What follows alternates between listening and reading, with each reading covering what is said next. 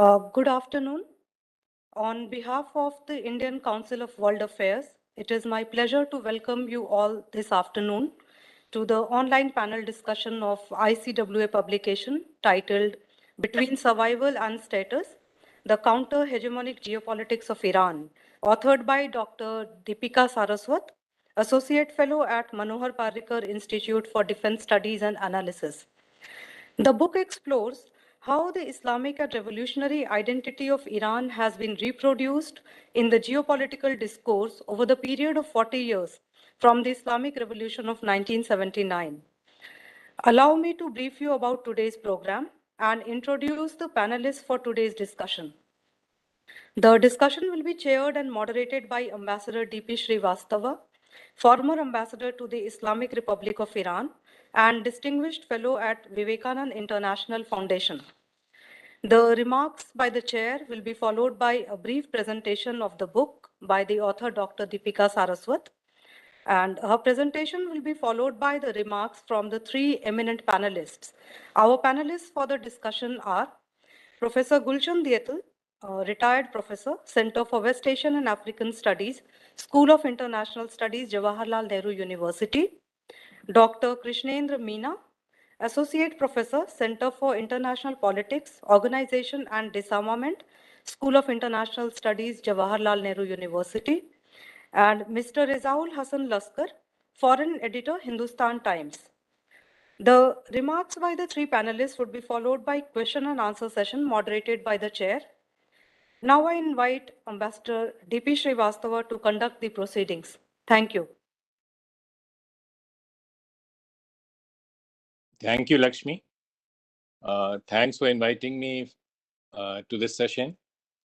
And I'm sure it's going to be a very exciting session for all of us. I have known Iran as a practitioner, and Deepika has put this in an intellectual, some of those developments which I saw from close hands in an intellectual framework. My regret is that I did not have access to her excellent work before I went there. It would have made my task easier to understand that country, though I must confess, even after 4 years there, I cannot claim to understand Iran as well as many people claim. Which brings me to the importance of this work. There are many writings about Iran in the Western world, and they take off from one of the watershed developments or two watershed developments in West's relations with Iran. One was the discovery of oil. Anglo-Persian discovered oil in 1904, and that was the beginning of the Western engagement. The British were there, but that was a kind of distant engagement. It really deepened with Anglo-Persian. The second development, which has been part of Western narrative, is the revolution, because it challenged many of the precepts or premises of the Westphalian system. I'm glad that somebody has brought to bear a new perspective, an Indian perspective, and a very sympathetic perspective to developments in that country since the revolution. The title is Between Survival and Status, the Counter-Hegemonic Geopolitics of Iran. Before we go into the details, let me, for our audience, mention the importance of Iran for India. Till 1947, we shared a boundary with that country, and we shared it for almost 2 millennia. This continuity was broken by India's partition, but Iran remains our immediate, a close neighbor, and your neighbor's neighbor is always, very important. You can't have any territorial dispute with them, and you have common interests. So from geopolitical angle, Iran has a unique role for India for giving us access to Afghanistan and to Central Asia. We also share a civilizational link, and that link goes before the advent of Islam. And this was brought home to me by the then foreign minister, Dr. Salehi, a very distinguished man. He's a nuclear scientist, and he headed Iran's nuclear program for 10 years. On my first courtesy call on him, he said that he told me that Sanskrit was the root of Persian language. I knew about the influence of Persian on Urdu, but I was not aware of this. I initially thought that foreign minister was being polite to the ambassador. But then, of course, that was my ignorance. It's what he said is every bit true. The current importance of Iran, this is, they exported about 2 million barrel per day of crude. They sit astride the Gulf, which they call Persian Gulf. The Arabs have a different nomenclature. Iran abuts two regions important to us. It abuts Middle East, and it abuts Afghanistan. So for all these reasons, a study of Iran, of post-revolution Iran, is very important. The author has chosen the title Between Survival and Status, the Counter-Hegemonic Geopolitics of Iran. This ranges from 79 till 2015. And my only comment is that, relationship with US is one of the key strands of Iran's, which has shaped Iran. And this is not only in terms of foreign policy, but also domestic policy. But this is not the only strand. Perhaps there's a deeper strand, which is their pride in their Persian heritage. The nationalism is defined not only in terms of religion, but pre-Islamic identity. And this was asserted by none else than Ahmadinejad, who has a very, who is sometimes seen as a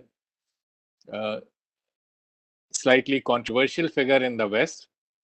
But he was celebrating Nowruz, and he was hauled before the Majlis for celebrating pre-Islamic or un-Islamic concepts. And he put up a vigorous defense. He said that as president of Iran, if he does not celebrate Persian civilization and Iranian identity, will he celebrate the German or the British identity?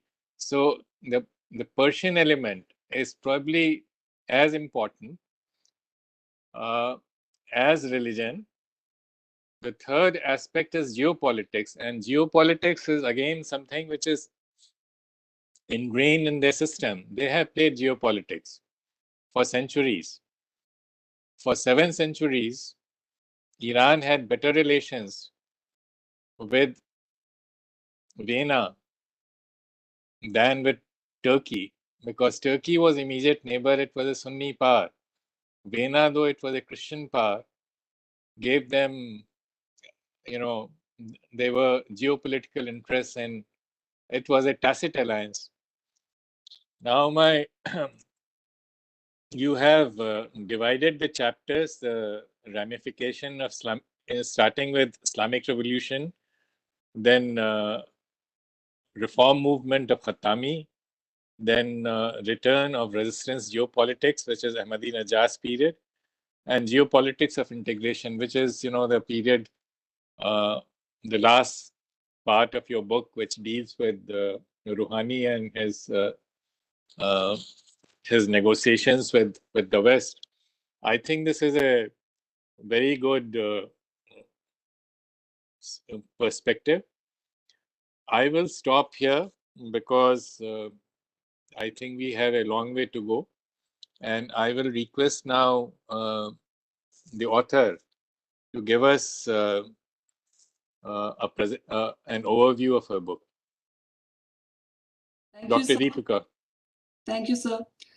Let me begin by thanking Indian Council of World Affairs, especially DG ICWA, Ambassador Vijay Thakur Singh, for organizing this discussion today, and our eminent chair, Ambassador Srivastava, and distinguished speakers for taking out time from their busy schedules and joining us today.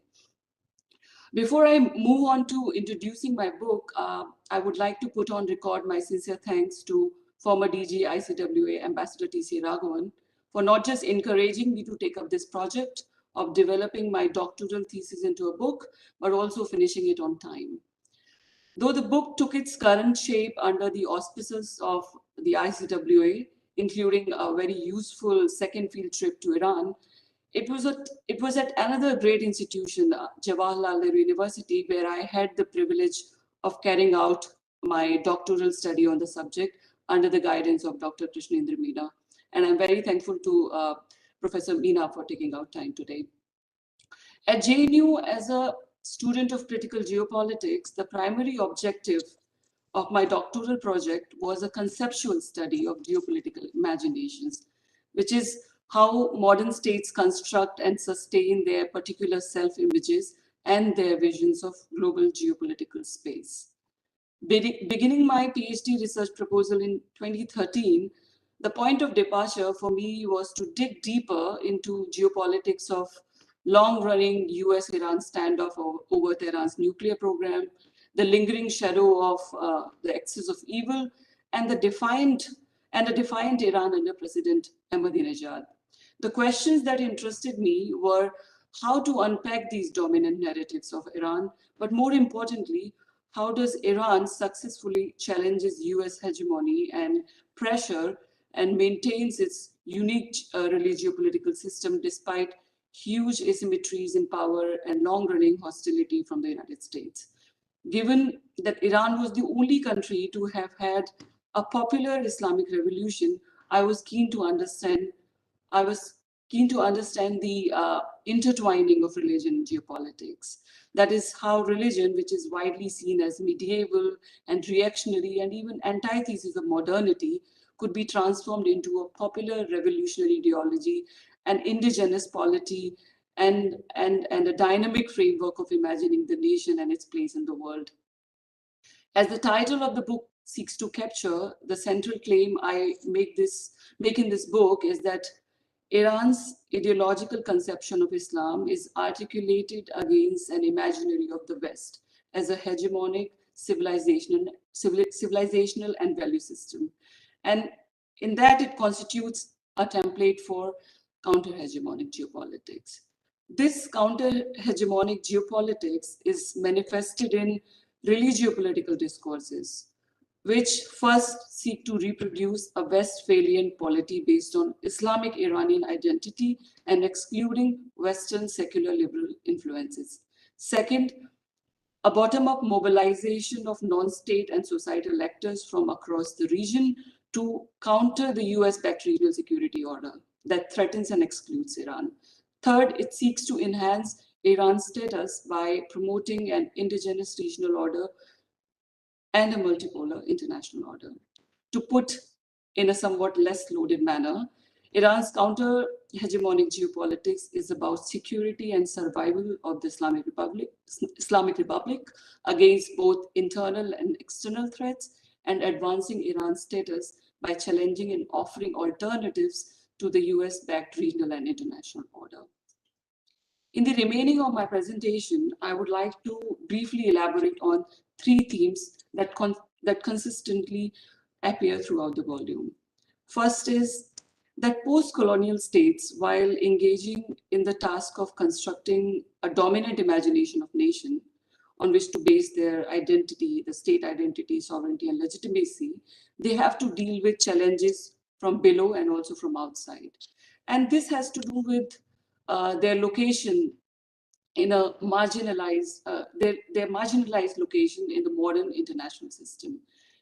This modern international system continues to be hierarchical, not just in terms of power, but more importantly, in terms of its hegemonic understanding of modernity. As Gerard Toll, a noted scholar of critical geopolitics, argues, the singular trait of modern geopolitical discourse, when compared with previous empires and social orders, which held notions of otherness, is that it represented its others as backward or permanently disadvantaged if they remain as they are. But we've seen that in non-Western world, discourses politicizing religious identity of masses are aimed at asserting national sovereignty and independence while challenging dominant visions of modernity. One can safely add dominant versions of democracy to it, which are aimed at perpetuating the power of the West. In various chapters of the book, I discuss how state elites in Iran, especially the conservatives, have constructed threat discourses of cultural invasion, soft war, reinforcing cultural and moral boundaries with the West, and while also justifying state control over the spaces of social mobilization. The narrative that the West is mounting a cultural invasion, which is aimed at ideological foundations of the Islamic Republic, first emerged in 1990s in response to the deterritorializing discourse of Western globalization, which twinned market democracy with market economy with liberal democracy and human rights, and was seen as an onslaught on national Islamic culture and identity in various quarters in Iran. These narratives of these threat narratives of cultural invasion and soft war have also proved useful in browbeating reformist voices, which have called for open cultural regime and development of civil society to deepen the democratic component of the Islamic Republic. Second theme that I wish to highlight here is how Shia Islam has been geopoliticized with the establishment of Islamic Republic. Domestically, it legitimized the mandate of the jurist, the Walayat Faqih, while the Shia ontology of struggle between oppressed and oppressor was translated into a geopolitical code. Just to explain how Iran has used revolutionary Islamism to create a robust discourse about the nature of power politics in the region and advance its influence, I quote a small passage from the book. Unlike in Europe, where territory and religion had both become nationalized with the establishment of the Westphalian interstate order, the history of externally defined state-making in the Arab world means that states lack popular legitimacy, while societies have remained vulnerable to competitive ideological meddling from within and also by external actors. Iran's religiopolitics operates in a regional context where religion has not been boxed into territorial structures of the modern nation state system. And the majority of Arab states still struggle to achieve structural homogeneity between state and society.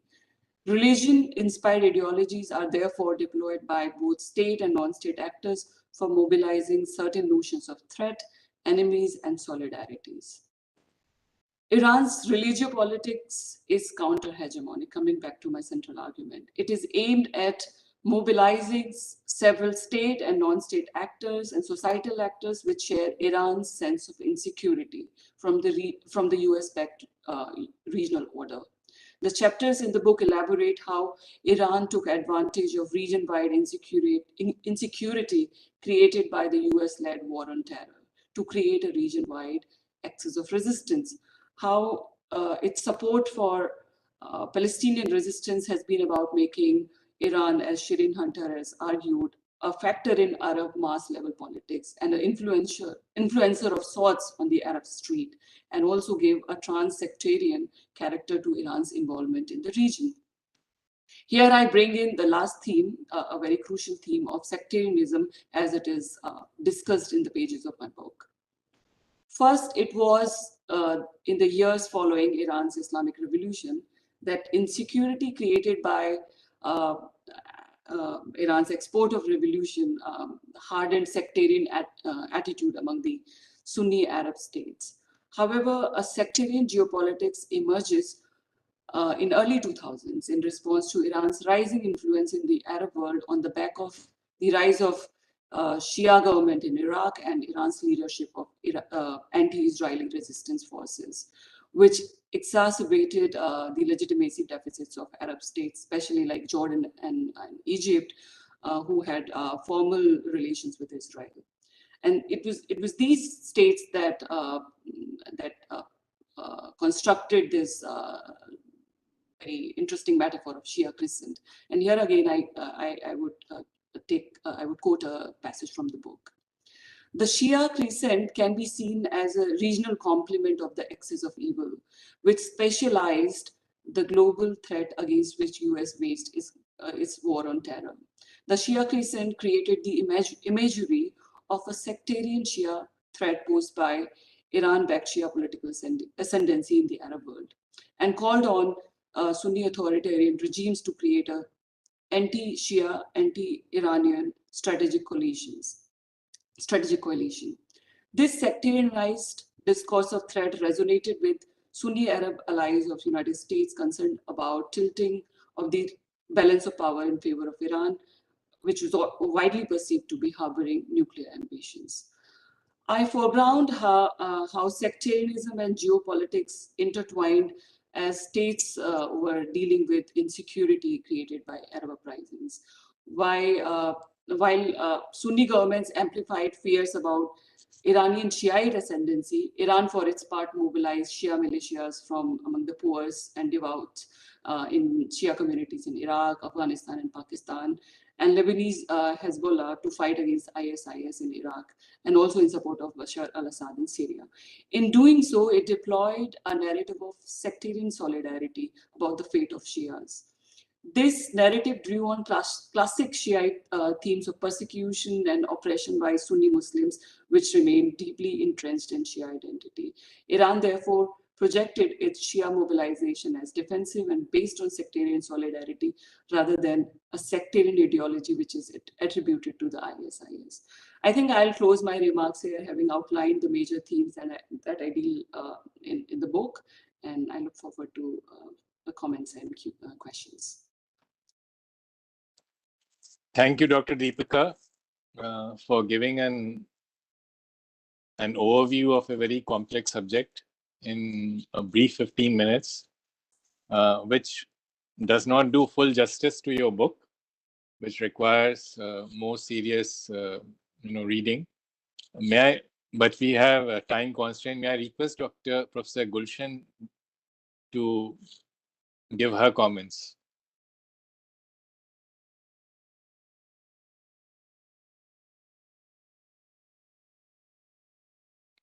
Ma'am, we can't hear you. You have to unmute yourself. Yeah. So Deepika, nice meeting with you. A few days back, or a few months back, you wrote an email to me asking for an endorsement for the book. I had never set my eyes on you. I didn't know you. I had not seen you. But the soft copy that you sent told me that it's going to be an excellent book. And therefore, I agreed to do the endorsement. I did the endorsement, and I am here to do the book discussion as well. So, congratulations. Iran is a very special country, and therefore I can easily guess that Deepika did not just write it, she lived the book. She wrote the book, she ate the book, she drank the book, she gave a few precious years to this. And Iran also is an addictive thing. I don't think you are ever going to get rid of Iran in your career, forthcoming career. So, good, stay with it. A very short background to the book says that Deepika did her PhD on Iran, the same subject, but the PhD stopped at 2013. That was the PhD.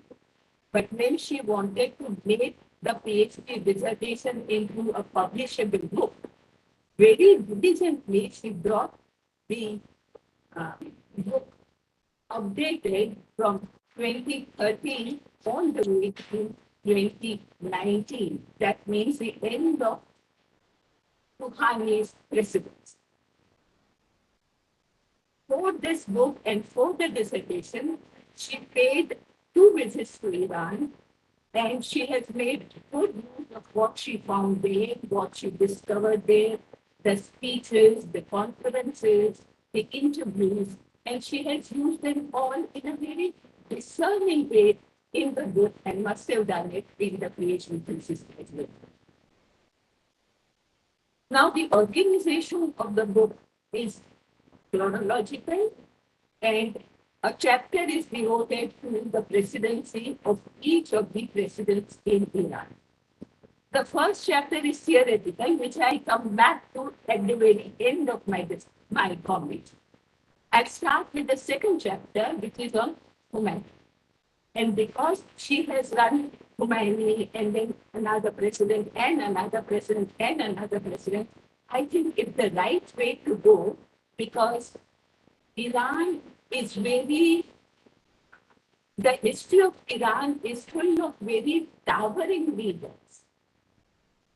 Be they the Pahlavi kings, or Muhammad Mossadegh, or now Rouhani and the current president, they were and they are towering personalities, and you need to study them to understand the situation better. And you have done it well. You have done the chronology well. We have taken up each presidency, looked at the president, his personality, his policies, and the context within which they were the presidents. So, good. It was really good. Let me start with the second chapter, which is Ayatollah Khomeini, and then go to the rest of the presidents, but I will not do a very lengthy overview. The first chapter, which is Ayatollah Khomeini and the revolution, is absolutely the most important chapter in the book. It was Khomeini's phase that was the revolution in Iran in 1979. He was the one who not just led the revolution, motivated the people sitting in France. He was not in Iran, but he was doing it all remotely. And this was the phase, this was the articulation, this was the philosophy and discourse. So Khomeini does deserve a chapter in the book, which you have done, which is very good. But the title of the chapter on Khomeini is Geopolitical Imagination of Ayatollah Khomeini. Revolutions are not imagination. They are not serene. They are very noisy. They are very, there is a lot of cacophony, and the Iranian revolution was not simply smooth as per Khomeini's imagination. There were groups, there were ideologies, and there were clashes, and there were quarrels and competitions. If one were to leave the computer and the desk, and if one had the freedom to be the fly on the wall in the room where these discussions were taking place, you would have found a lot of worries, contestations, compromises. So revolutions are not imaginations or serene or just Khomeini. But anyway, Khomeini guided it, Khomeini made the discourse for it, and so we are. Khomeini, as you have already said, drew a lot from not just the Islamic theology, but also from Shia theology, very, very much. The entire constitution and the political system in Iran today is based on the concept of reliable authority. It's a Shia concept, but it has different interpretations. Humayuni's interpretation was that Wali Faqih should be a political figure at the very apex of the power structure. He also gave a lot of other Shia symbols and other Shia slogans. For example, the dichotomy between the oppressed and the oppressors in any society. But he was wise enough to understand that it's not just the oppressors and the oppressed, there was a huge middle part, middle section, which he incorporated very wisely. So it became a three different categories in any conference. But the best slogan that he drew from the Shia theology was, when the war was going on, Iran-Iraq war, and he wanted to encourage and motivate the soldiers and young volunteers. And what did he do? What did he take from the Shia theology? He said, every land is Karbala, every month is Muharram, and every day is Ashura. So Karbala was the place where the battle took place during the month of Muharram, and on the day of Ashura, Imam Hussain was martyred. So he kept reminding the people and the soldiers that, look, this is a holy war. We cannot afford to lose it. It went on for 8 long years. And believe me, at the end of the war, for a few months earlier to the end of the ceasefire, it was no longer the Iran-Iraq war. America had come in very, very openly. It was a US-Iran war. Iraq was absolutely nowhere in it. And it was then that Khomeini realized that this war cannot be won. And therefore, he agreed to drink the poison and accept the ceasefire.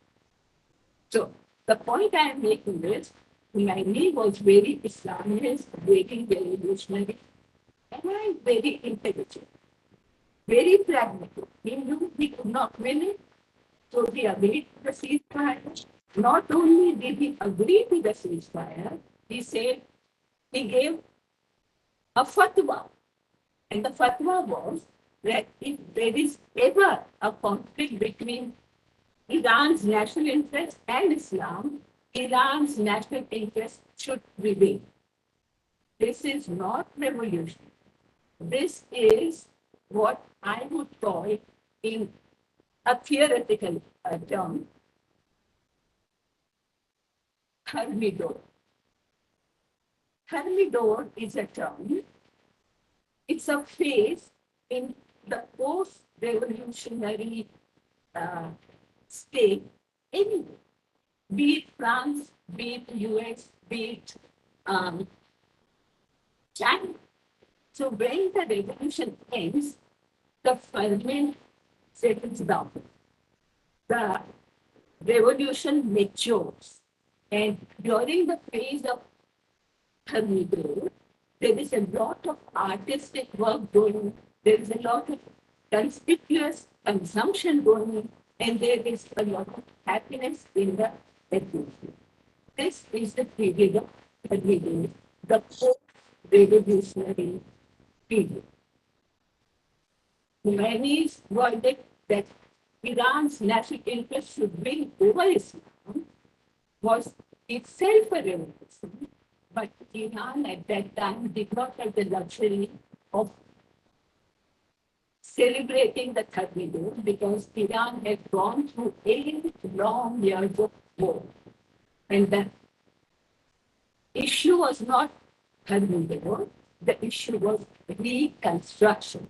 And that's where your third chapter comes in, under Hashemi Rafsanjani, who was intent on putting Iran back on its feet, which was good enough, very pragmatic, very practical, very catering to the Iranian nationality.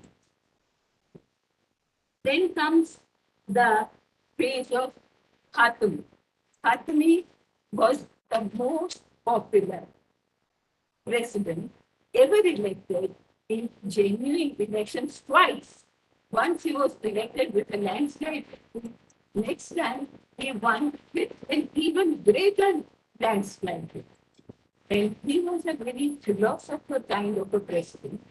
And he did not just try to reach out to the West. He also wrote a letter to the US president saying, let us enter into a grand bargain. He was not taken seriously. If the grand bargain had been accepted, maybe the things would have been better. But he reached out to the West, and he also catered to the emerging voices domestically for more freedom, for civic rights. So he catered to them also to the extent he could. It was not always very possible. After that comes some kind of a clock going back with Ahmadinejad.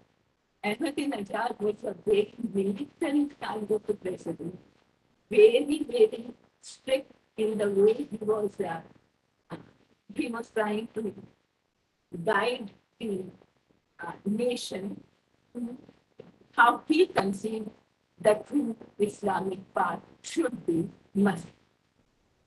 Ahmadinejad finished his terms, and then it was the period of Hasan Rouhani. Rouhani tried to be very gentle, tried to undo the harms that Ahmadinejad had done to the social fabric of the country, but he did not survive it. The actors, the conservatives, as they are called, they all are, but he had to go, and then comes the hard line. Rise, but Raisi's term has just begun, and it goes beyond roadmap. Look, this is how the entire thing goes.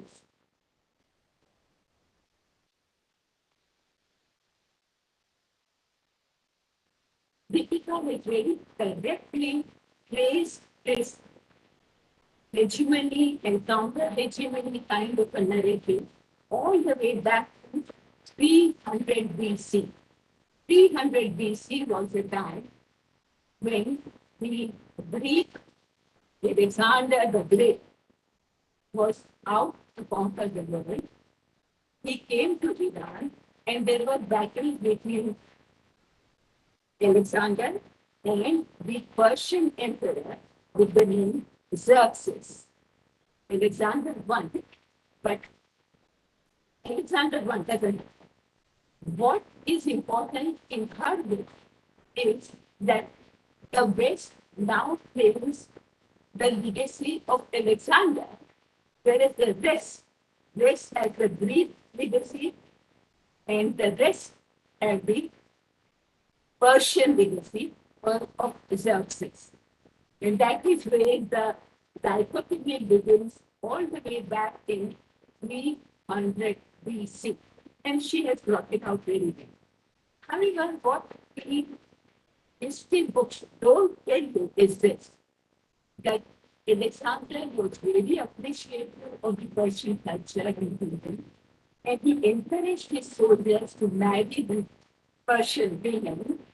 And if Cyrus's tomb was damaged by the soldiers, he repaired the tomb he punished the soldiers who had done it, and he was extremely comfortable in Iran, and then they were appreciative of Iran, of Persia. So that is how long this dichotomy has gone on from the Iranian perspective, 300 BC all the way to this. I have something more to say, but I think let me now come to a little bit of criticism. Okay? Now, these are not criticisms. These are not even suggestions. These are just my observations, and you can look at them if you want. I think geopolitics is used very generous, very literally. The book is sprinkled with geopolitics. So if every occurrence and every act is not geopolitics, occurrence is occurrence, foreign policy is foreign policy, politics is politics. So everything is not geopolitics. For example, your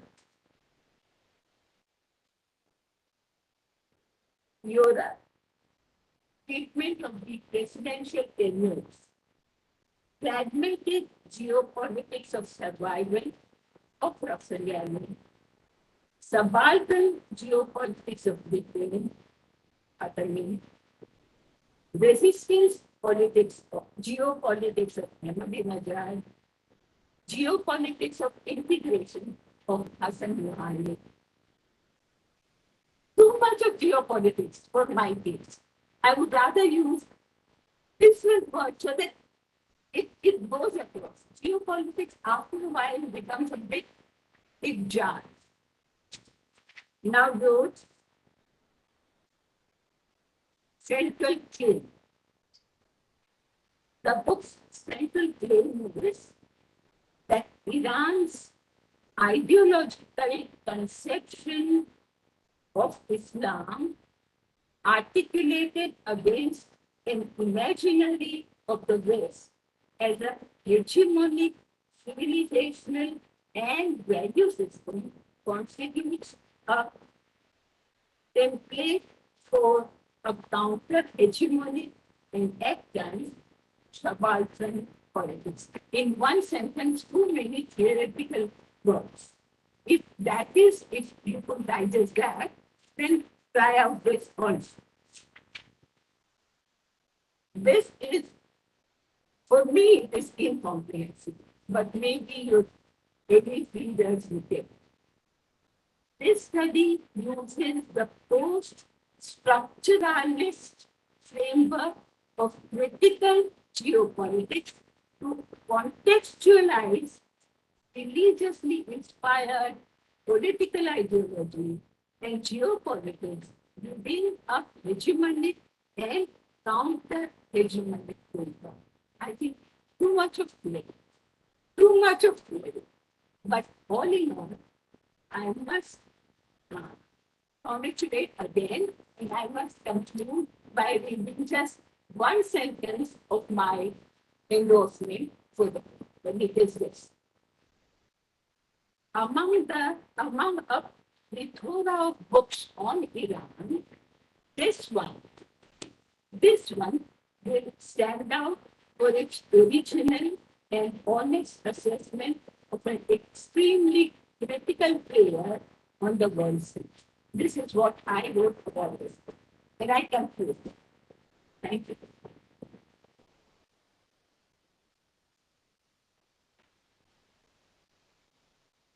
Thank you, Dr. Gulshan. I think these were some very useful remarks. And now we go to the next speaker is Dr. Krishnendra Meena there. Dr. Meena? Yes, I'm here, sir. Yeah. Thank you, Chair. Thank you so much. Let me begin with saying that I have known Deepika as a student, and she has grown since she joined the center here in JNU in 2010. Since then, she has been continuously evolving as a scholar and has been performing very well in terms of her career also.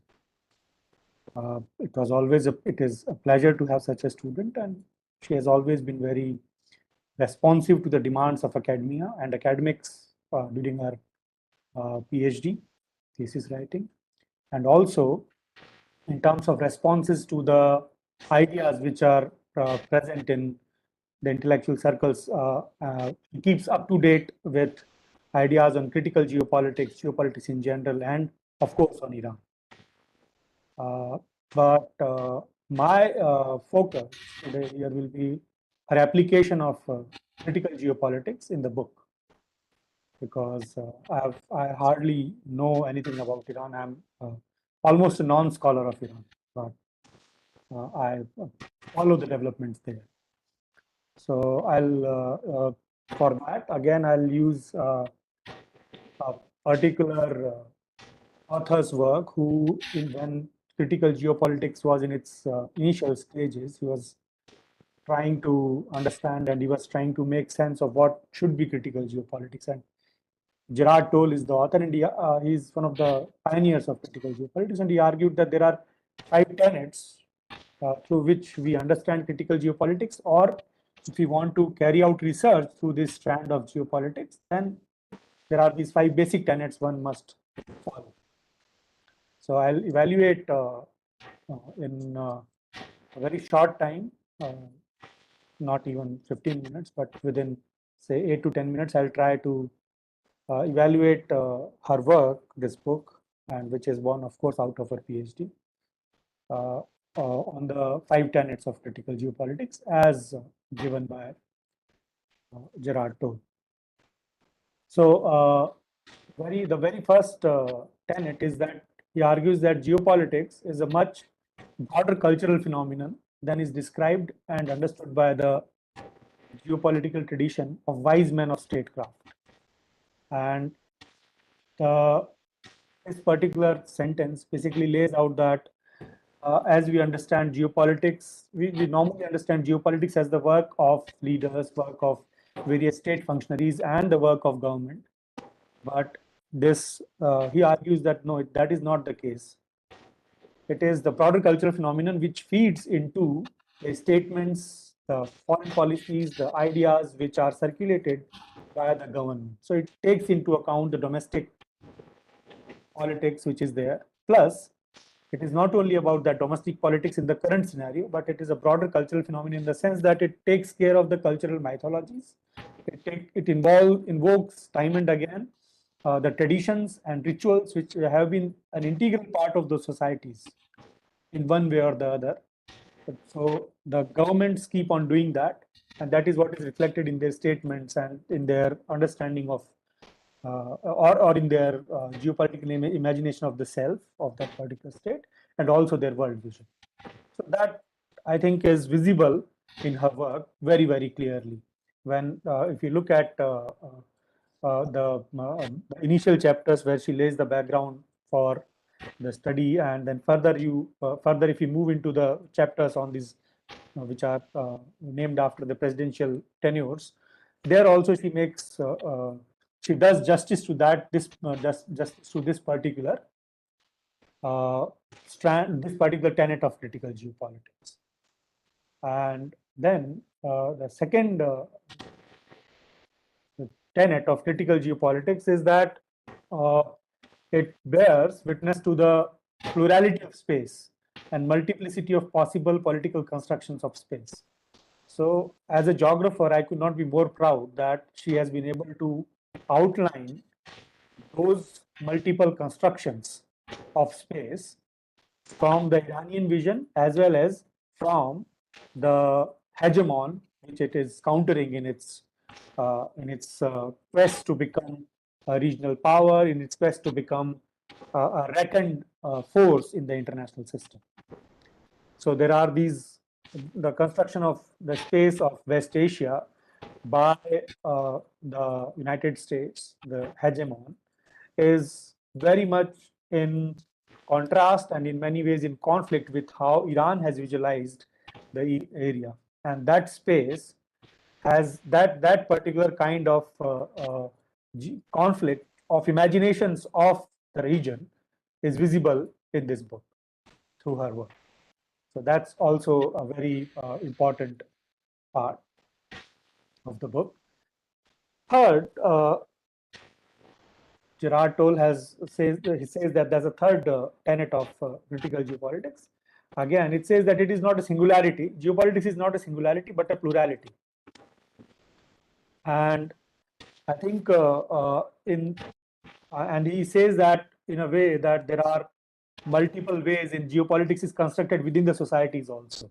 So one is that there is this practical geopolitics conducted by the state, by the government and the establishment and the whole state apparatus. And the second is about formal geopolitics, which think tanks, academia, universities, they carry out through their various writings and documents.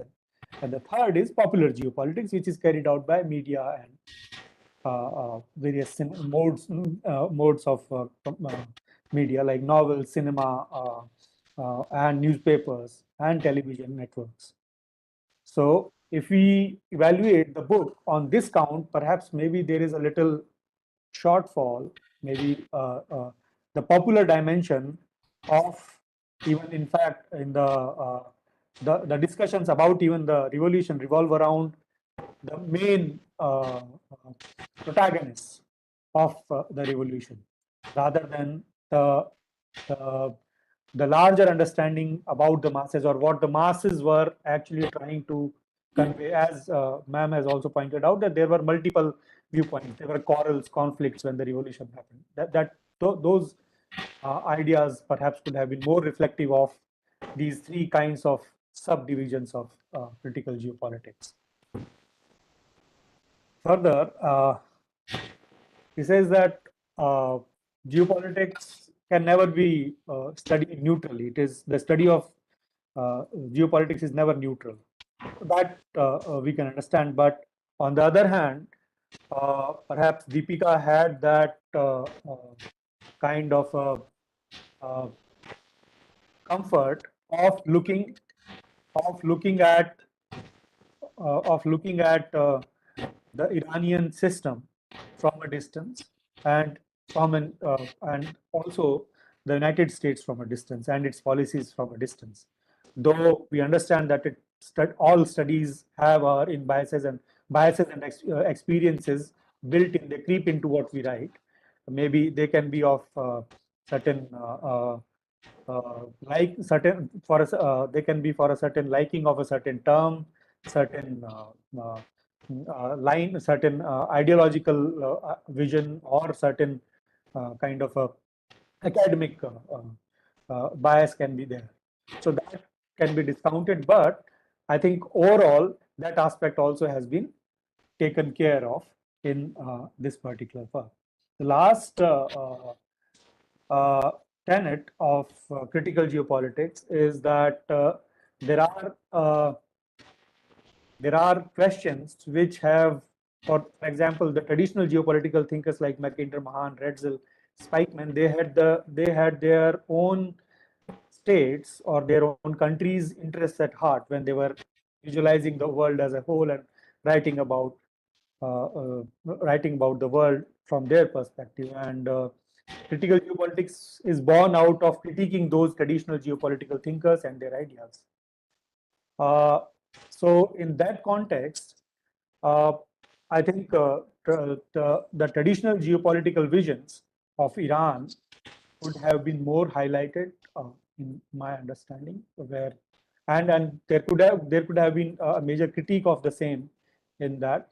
But on the other hand, the central question she has been able to, I think, grasp effectively, that Iran for the last 40 years or more than 40 years has been able to visualize itself as or has been able to imagine itself or has been imagining itself as a counter-hegemon in the region, at least in the region, if not at the world stage.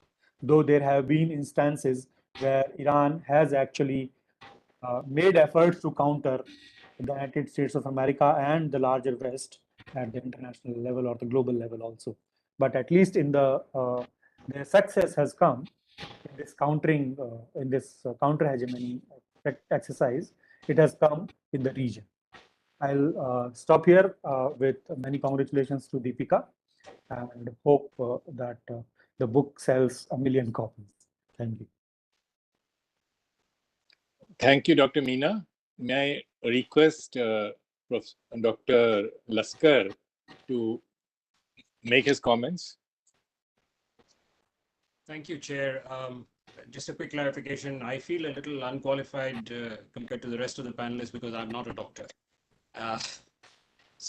But anyway, this is probably not the first book that, which is based on a thesis. And invariably, I mean, when one has tried to read books like that, they turn out to be very dry, very, it's very hard to go through most of these books. But my compliments to the author. This is a really very easy to read book. It's something that lays things out very, very clearly.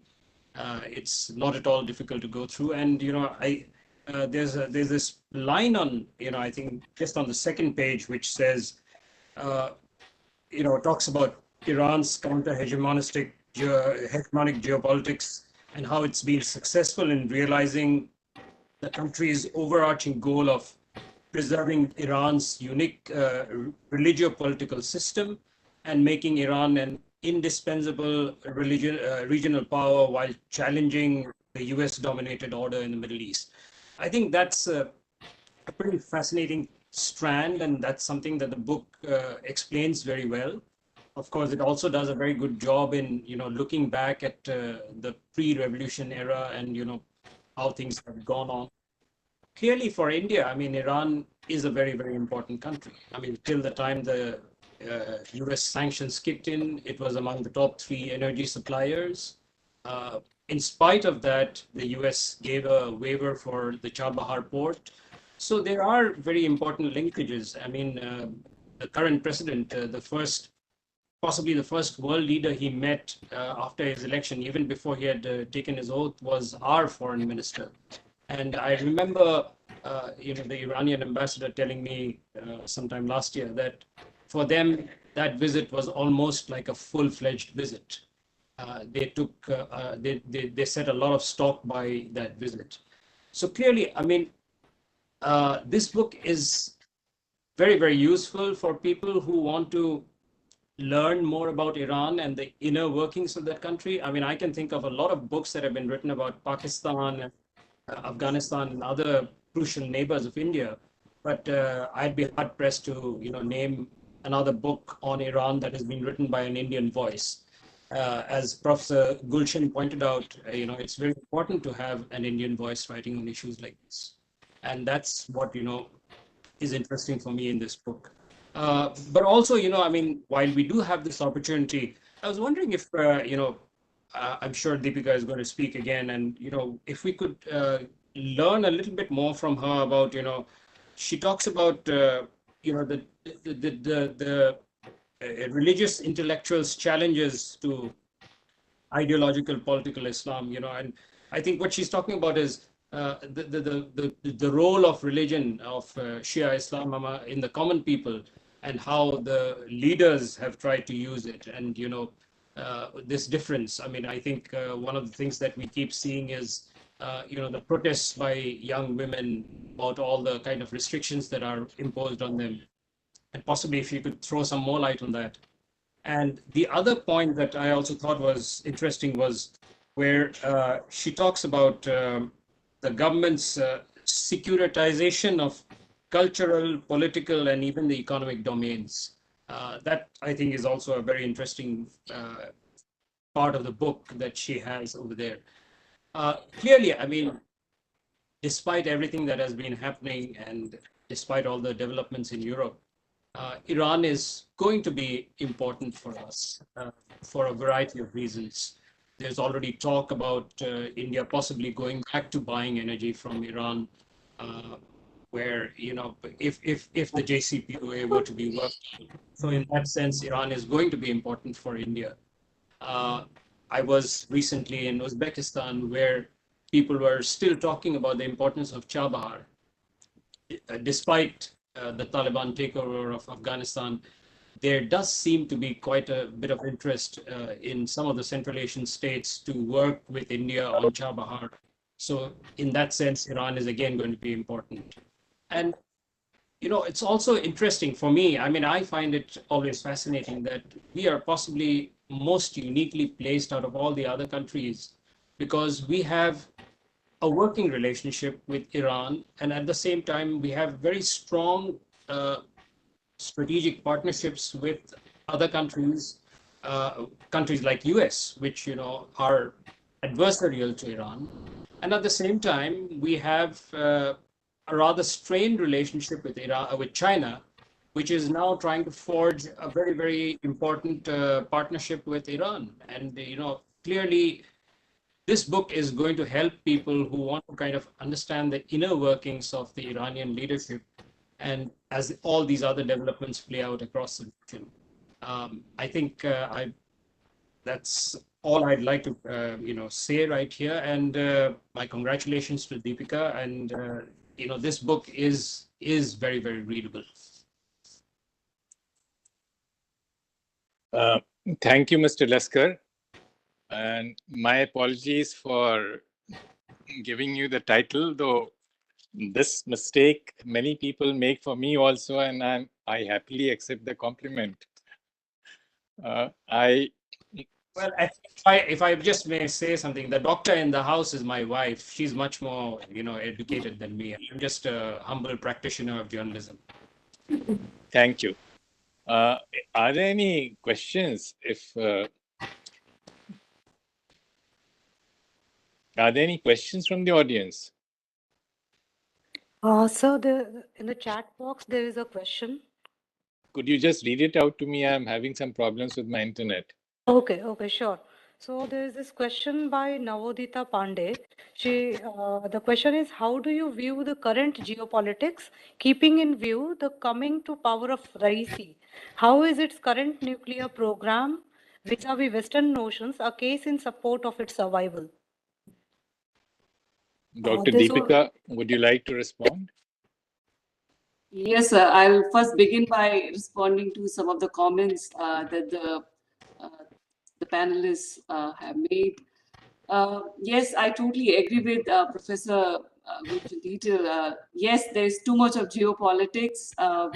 In fact, on the contrary, during my PhD defense, some of the faculty members from the Center for International Politics and Organization Disarmament, they were telling me that my thesis reads more like a West Asian studies work. There is not enough geopolitics in it.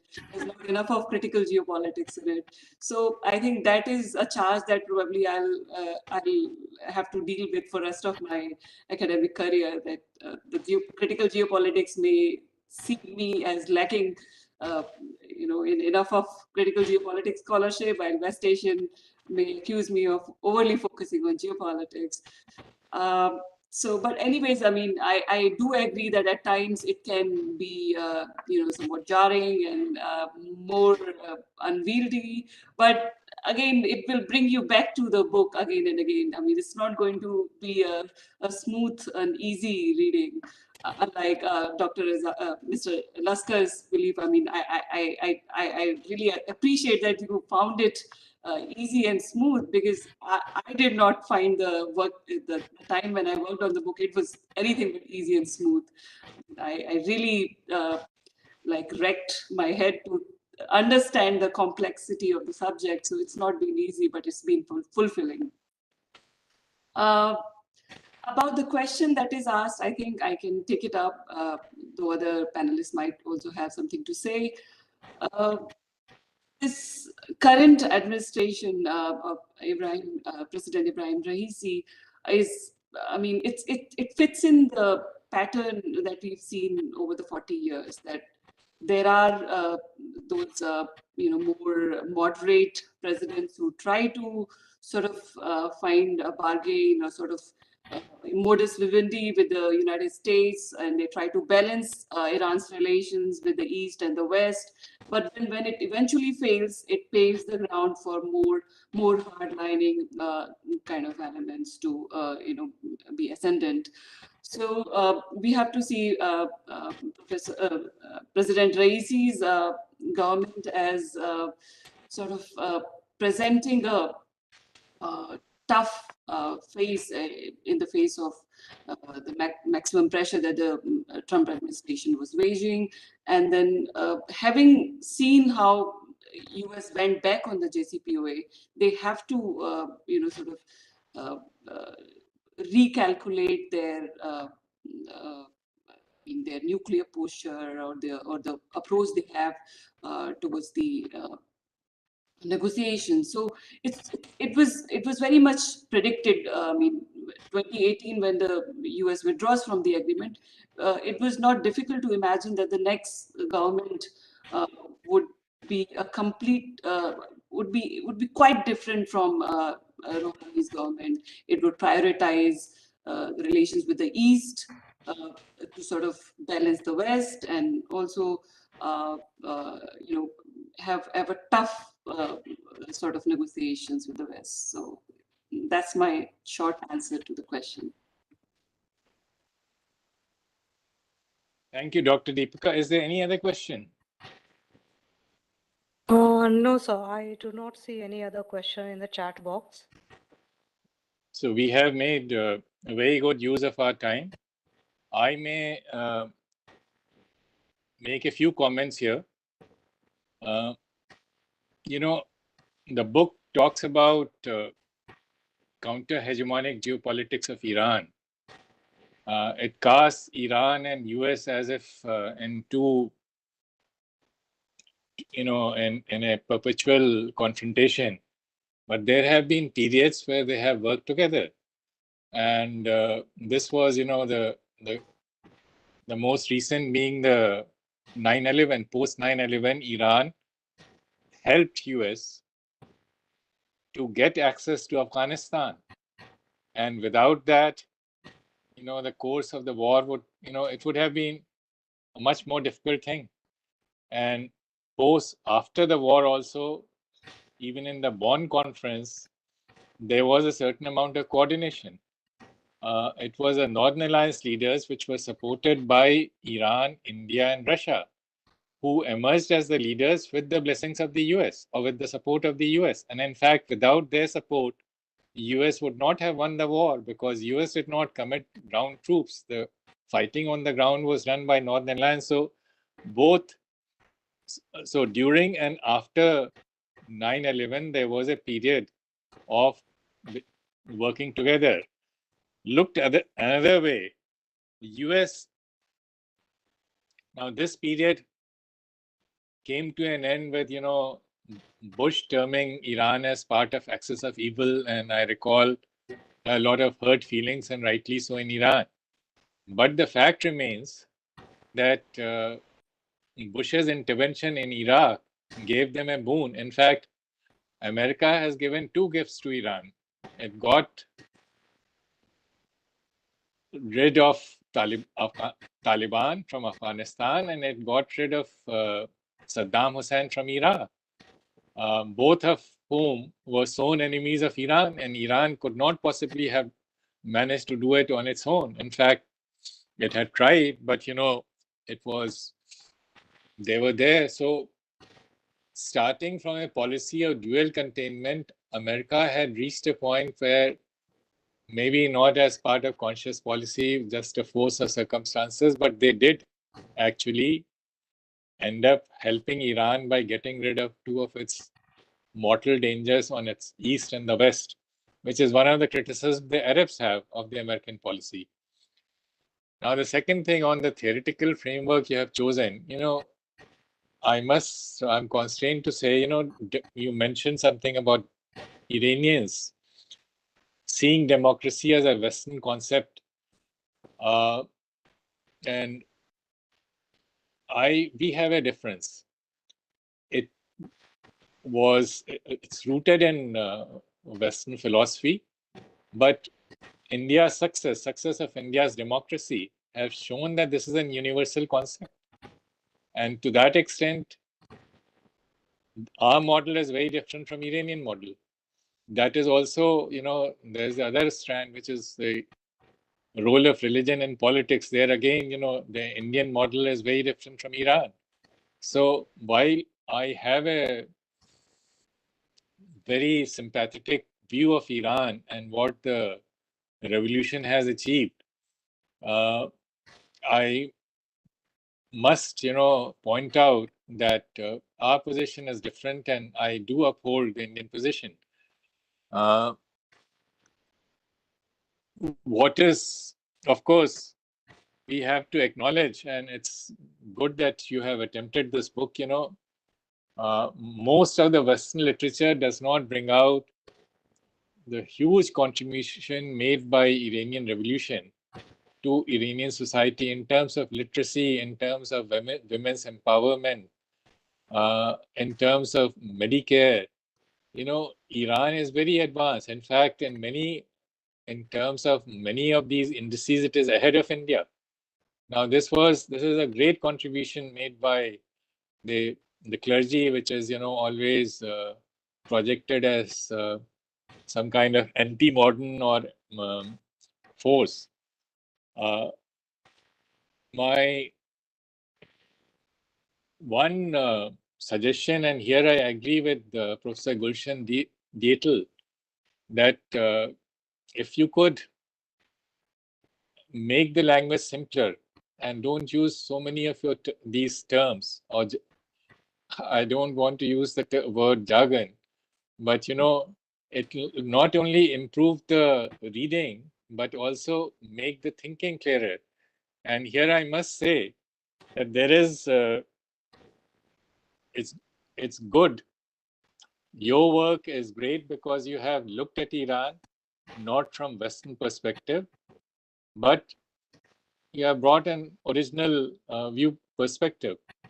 But at the same time, in trying to interpret Iran to an outside audience, you have used the modern idiom, which does not quite fit in there. And certainly, it's not how the Iranian leadership sees it. You have quoted Ayatollah Khomeini right in the beginning.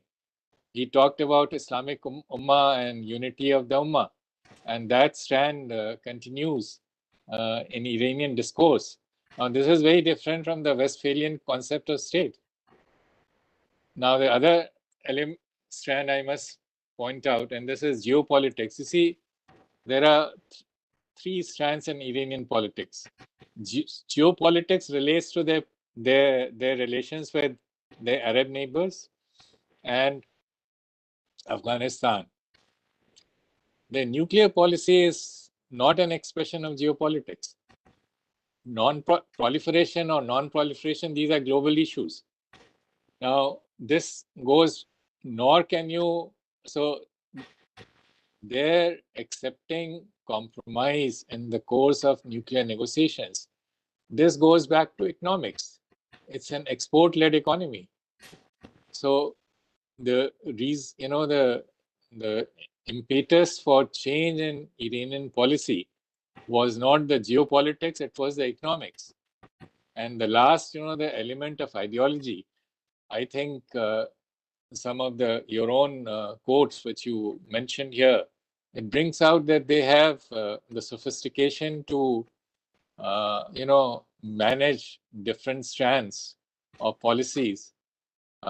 There's an English word called pragmatism, but they have been pragmatic. So I think I'm looking forward to second edition of your book, and I hope that you would give some thought to revising some of these constructs. But without that, it's an excellent work. It is something which will be appreciated not only by readers here, but also, I'm sure, in the broader international community and in Iran. Thank you.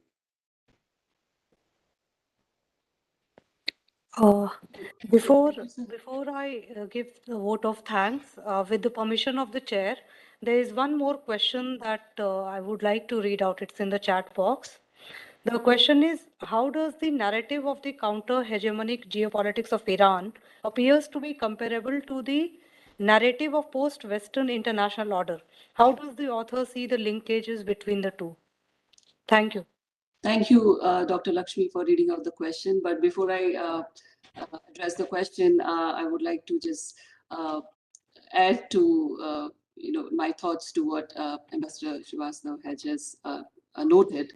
Yes, so I fully agree with you about how there have been attempts by Iranian leadership to improve relations with the US, and that's something I deal with in my book in full detail, because these overtures were not just about sort of reducing Iran's international isolation or catering to Iran's development needs or balancing Iran's relations with the West and the East. They were very much related to more domestic concerns as well, which is for instance, when President Khatami, when he reached out for dialogue among civilizations, it was about sort of moderating the ideological conceptions of identity and how the society was to be transformed as by a revolutionary state. I mean, there was too much of control. There was too much of repression as certain civil society movements that emerged, and they were challenging the dominant statist imagination. So it was to sort of deal with that bottom-up challenge, that challenge from below, that improving the relations with the West and sort of somewhat moderating this securitization was very important for these attempts by President Khatami and by President Rouhani later. So what I'm saying here is that relations with the US are very important, not just from an international relations point of view, but also they have a bearing on Iran's domestic the nature of the polity and the very fundamental aspects of Iran's state identity. Coming to the question,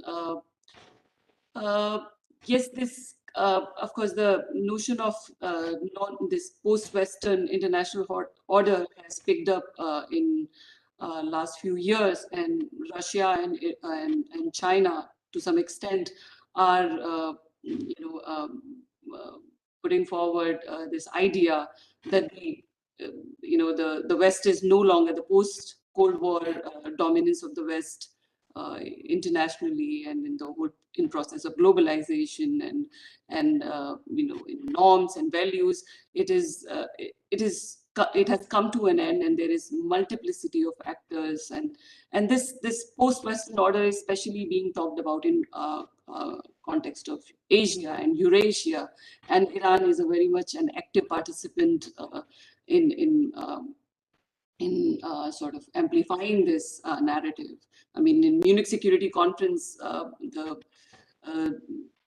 former Foreign Minister Javad Zarif, he was speaking alongside his Russian counterpart and talking about how the world is which had been in flux since the end of the Cold War, is finally taking up shape, and it's not just multipolar but also post-Western. So yes, of course, this is post-Western international order. The vision is very much part of how Iran is sort of framing its relations with the Eastern powers, including Russia, China, and India as well.